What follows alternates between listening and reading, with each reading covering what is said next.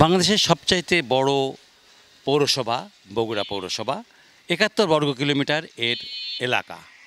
এই এলাকার আমরা বিভিন্ন জায়গায় ঘুরলাম এবং দেখছি যে সেখানে কিন্তু মানুষ জবাই করার পর কুরবানি দেওয়ার পর বেশ সুন্দর করে পরিষ্কার করে ফেলেছেন।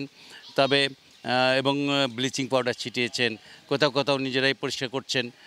কিন্তু এই যে আমরা যে আবাসিক এলাকা, এটা বগুড়ার সবচাইতে বড় নামকরা আবাসিক এলাকা জলেশ্বরীতলা। আমরা এখানে এসে দেখছি যে এখানে কিন্তু বেশ অনেক আপনার বর্জ্য পদার্থ পড়ে আছে।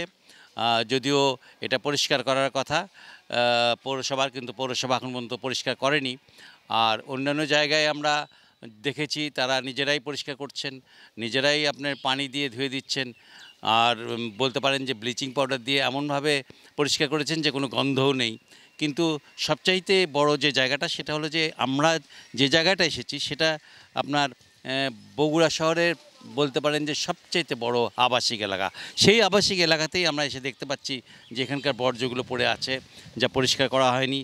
আর কিন্তু আরেকটা কথা বলে রাখি, এখানে সবচাইতে বড় ব্যাপার, যারা কুরবানি দিয়েছেন এই আবাসিক এলাকার মধ্যে, তারা কিন্তু আবার সেই জায়গাগুলো পরিষ্কার করে ফেলেছেন। সামনে আমরা দেখতে পাচ্ছি পানিতে পরিষ্কার করে ফেলেছেন।